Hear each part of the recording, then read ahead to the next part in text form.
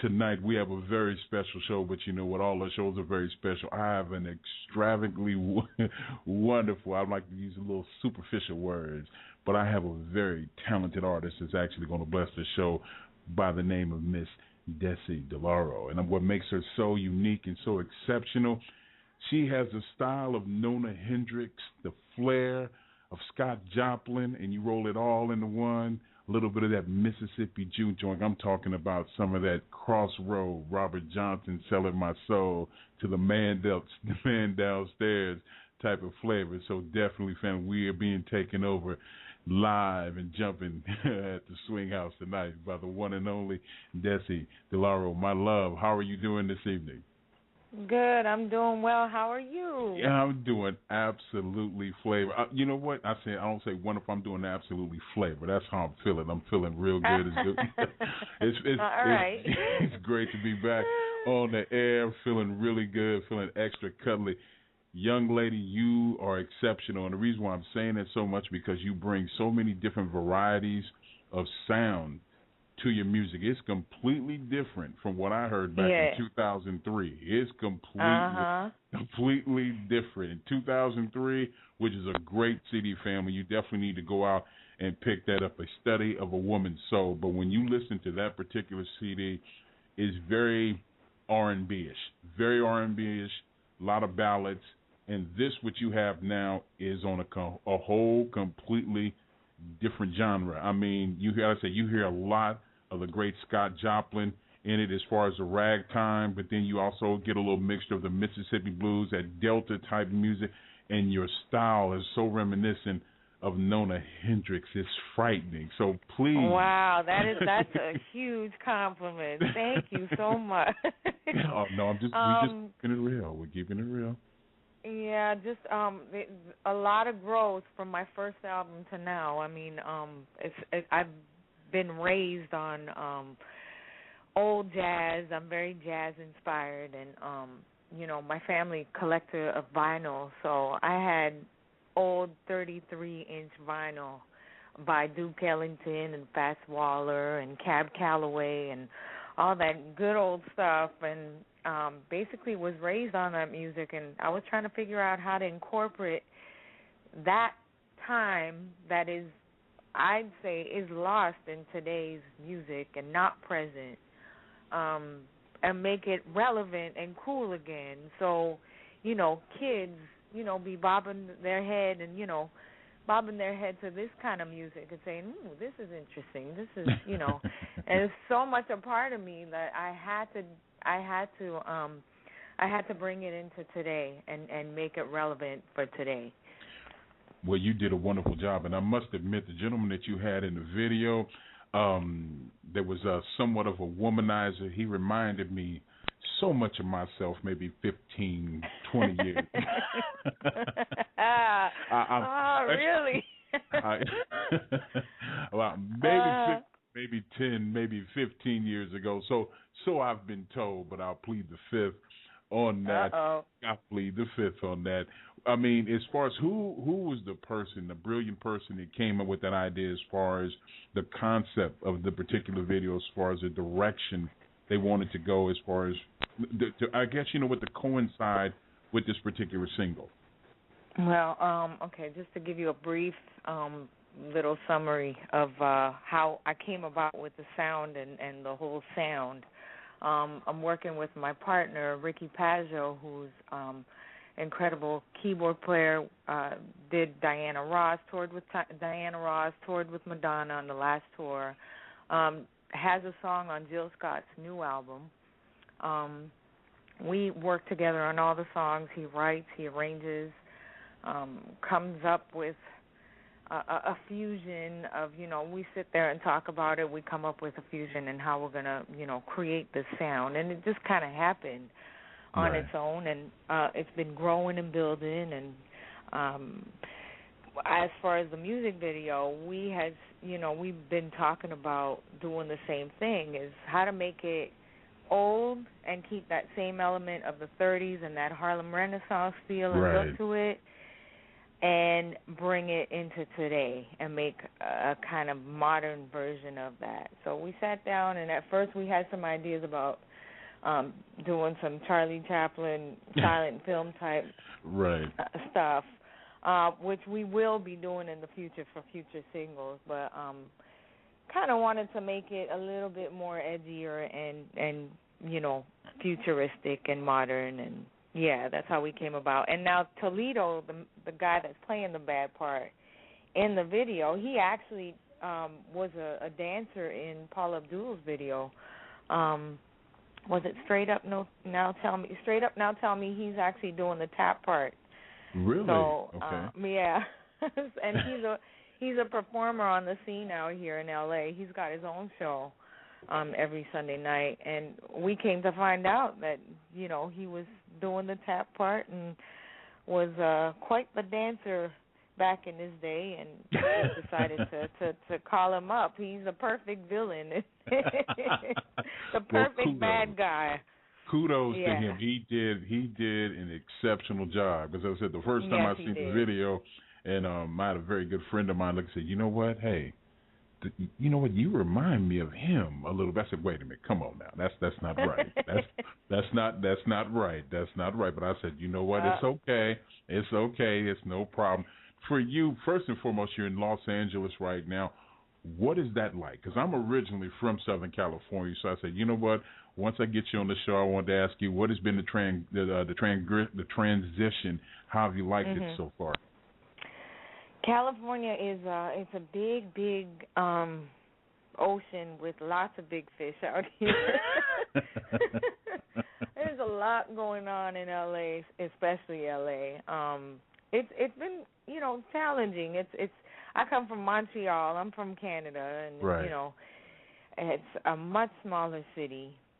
And as far as our scene, our R&B, soul, funk, hip hop scene, it's quite small compared to here. Once I came to LA, it was massive. There's a whole lot of incredible talent everywhere. Right. But the one thing about LA that has really helped me grow is presentation. Right. It's put my whole concept together. I've really come around 360 degrees, meaning that my concept is completely from start to finish. It's completely linked. So the style of clothes, the talk, the swag, stage performance, we're bringing it on a whole other level now. So it's like the whole band is dressed up in zoot suits. I'm dressed up in the feathers and the whole futuristic, stride, Harlem Renaissance feel. Right. So it's just, as far as performance-wise, I've had to step up my game out here and really bring it. Well, I mean, it really comes forth in the video, and I really want to touch on the video because what makes it, as I said before, what makes it so unique because you've incorporated so many different styles and era all rolled up into one. It's like one big delicious gumbo. And when did you? I mean, you've seen your change as far as evolution, as far as a performer, and also as far as presentation is concerned. What do you see differently from what you did back in, let's say, 2002, 2003, than what you are doing right now? As far as, do you feel like your swag has gotten more swagalicious, so to speak? You just take, because the videos I've seen now, when you take the stage, it's something else. I mean, you're out there, and it's like, this is my stage, and no one is taking my mic. I run everything that's taking place on the stage. So how have you seen yourself evolve from that time to where you're at right now as an artist? I honestly think it's through my experiences of having toured. From that time till now, I've done the Cirque du Soleil, which is a very theatrical type show. So I had to let down my guard, and they had me singing 50 feet in the air. So that was a whole other aspect I had never been involved in my life. Wow. Also experiences meeting different artists, working with different artists.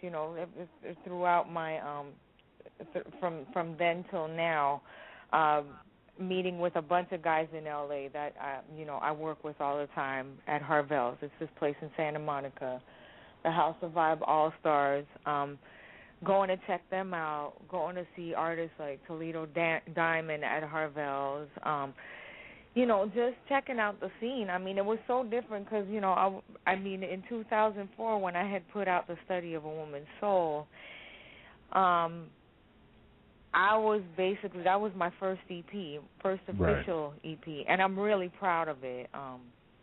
Ricky and I worked on that CD, and that was our baby, and it was more of an organic feel. I was trying to use my Latin influences in that one, and kind of making it a lot more. Yeah, it's true. The ballads and stuff, and when you're starting something, you're just touching up on something. You're not really going full force exploring what my full. I had this idea of doing the jazzy or R&B-ish soul, ragtime thing, but it wasn't the right time. I guess there's a time for everything. I was younger and just basically growing, and I had to let myself grow and build and get to the place that I'm at now, and thus here is what I have now. Well, it shows greatly. I mean, the progression has just been, I don't even recognize the person that you are now musically than where you were back in 2003, 2004. It's completely different. I said, wait a minute. I said, look, I don't believe in too much as far as, old folklore. I said, wait a minute. Did Dessy go down to the Mississippi crossroads? I mean, did she sell her soul? Did she sell her soul to the man in the little black outfit? And I said, because she is completely different than because you had to me, you had somewhat of a Jill Scott almost / Erykah Badu vibe with that particular EP. And now it's like, wait a minute, we dressed in black, we have fishnecks, we have the afro. We have the little, we have the afro. I call it the mohawk afro going on. I mean, you just I'm like, wait a minute, what happened? Yeah, what transformation, happened? growth, and it really got me out of my nutshell. And it's funny because all that stuff, the whole second line, March, New Orleans sound, all of that stuff is part of my growth. I was influenced by that music, so I'm always trying to innovate, and we're always trying to find new ways to innovate and make it fresh, but have that old influence. So it just came about. It was laying there somewhere, but I really think coming to LA really has shown me, being out and about and checking out other performers and how they bring it, and just ignited that, dormant little, thing that was there for the longest time. And, it just happened. One day, Ricky and I were sitting there, and he was playing something at the piano and started singing something, and that was our first single, Mysterious. That was one of our first songs. And it just came about. And then, a whole concept. It's so funny because I actually had a vision of this concept in 2004, 2005, but I didn't know what it meant at the time. And come to find out, doing what we're doing now, putting all the pieces together, it just came about naturally. And it was clear. Right. It was, okay, all right, okay, this is where we're heading with this. And it's really fun and exciting. It's just a trip to see people when they come to the shows and stuff, and dancing to the music and just getting that whole experience. Not quite understanding why we're dressed the same, why we're dressed the way we're dressed, but as soon as, we start playing, they're like, oh, well, this is different. Okay. Yeah. Well, it's all good. I mean, for me, I already have my fedora, my double-breasted three-quarter length suit on, my wingtips. I'm ready to go to the juke joint. I'm ready to do some All serious right, we need jump. you out here. We need you in the crowd here. I'm ready to. Teddy Bear is ready to do some serious jumping and jiving. Some swinging. I can Yes, swing. that's what I'm talking about.